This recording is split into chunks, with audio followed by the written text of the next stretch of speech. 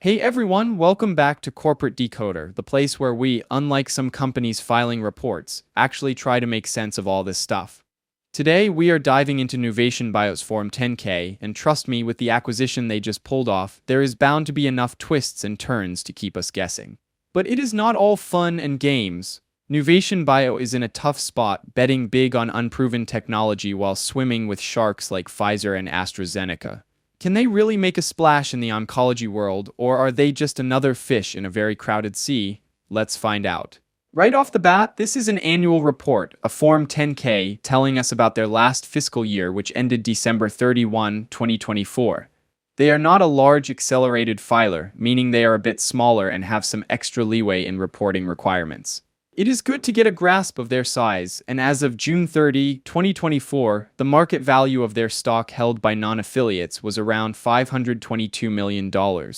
A big but not a huge company. Now we get to the fun part, the risk factors. I always read this carefully because it helps you to really know what a company's worries are. They admit that their product candidates need significant investment and regulatory approvals before they can make money. They say they might never achieve or maintain profitability, which is not exactly a confidence booster. They talk a lot about needing more funding. If they cannot get it, they might have to delay or even kill their product development plans. One of their leading drugs, taletrectinib, has an application before the FDA, but there is no guarantee it will be approved. Even if approved, they will need to make enough of it and build a whole sales team. Their debt is also a big concern, making it harder to fund their operations. They are also relying on novel technology for drug development, but they admit this is unproven, saying that competing technological approaches will limit the commercial value of our product candidates or render our platform obsolete. Basically, they might be working on something that will never work or will be surpassed by something else. They are working with third parties which they do not fully control to manufacture their drugs and even to do clinical trials. If those third parties mess up, the whole operation gets delayed. A very big event for them was the acquisition of Enhart, but they acknowledge that it could cause major problems, including disruption to ongoing business, divert the attention of management. In other words, it might just be a costly distraction. Switching gears, I want to talk about taletrectinib a bit more. They are seeking approval in the US and it has been approved in China, so it is clearly important to their prospects. The FDA has set a target date of June 23, 2025 to make a decision. The data they have so far is promising. For patients who have not previously been treated with similar drugs, taletrectinib shrank tumors in 89% of patients, according to their data. For those where cancer had spread to the brain, tumors shrank in 77% of patients. Those are really good numbers. For patients who had been previously treated, the numbers are still pretty good, with tumors shrinking in 56% of patients. They also claim that it has a good safety profile with few neurological side effects. Obviously, this drug is essential to their future. They actually licensed taletrectinib from Daiichi Sankyo, and they have to pay Daiichi Sankyo royalties and a chunk of money for achieving milestones. This means they won't keep all the profit if it becomes a successful drug. Safusidenib is another drug in their pipeline for certain brain tumors. They have a phase 2 study in progress. There is not as much data on this drug yet, but they say that early data showed higher response rates than a competing drug. One interesting aspect of their strategy is drug-drug conjugates. This is where they fuse two different drugs together to attack tumors in a more targeted way. Their first drug using this approach, NUV-1511, is currently in phase 1 testing.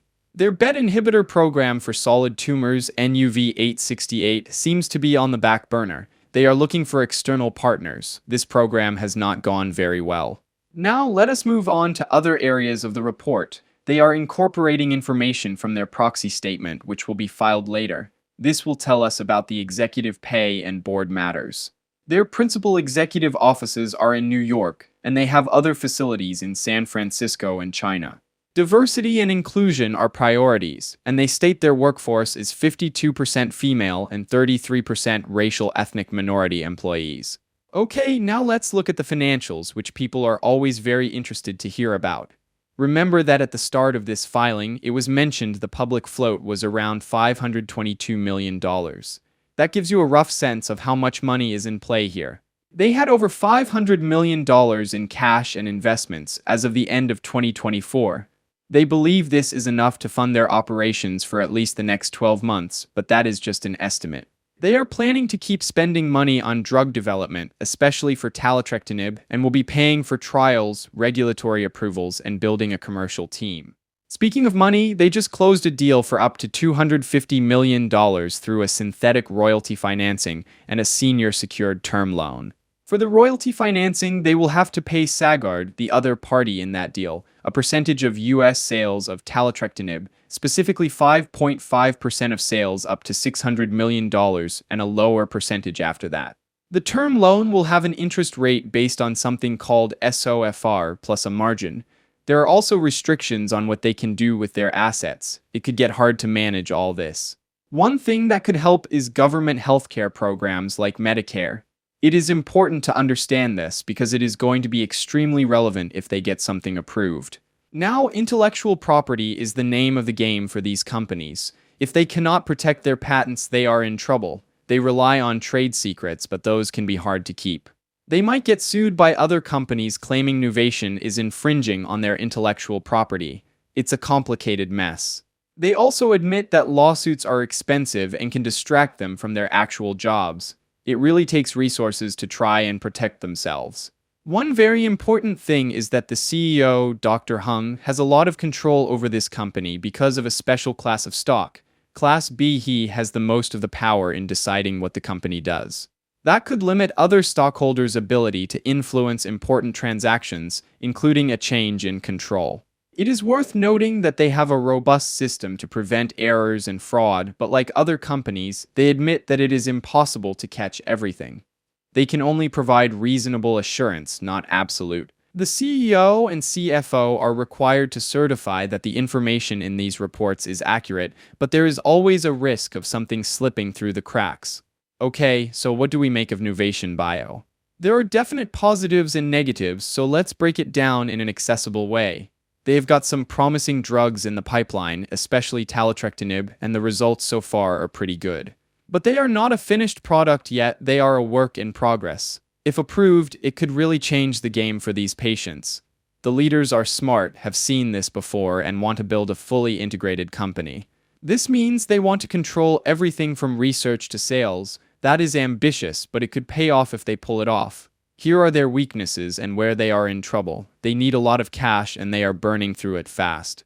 Relying on debt to get to the finish line increases risks. If anything goes wrong, they are going to be in a really bad spot. The other one is that their technology is unproven. Those drug conjugates sound great in theory, but will they really work in practice? They are also small, swimming with sharks like Pfizer and Roche. Those giants have deeper pockets and can crush the little guys, so they need to be careful. Overall, Nuvation Bio is a high-risk, high-reward situation. I would not bet the house on it, but if they can get some drugs approved and keep their costs under control, they could become a major player in oncology. Thanks for watching. If you enjoyed, please subscribe, like, and comment.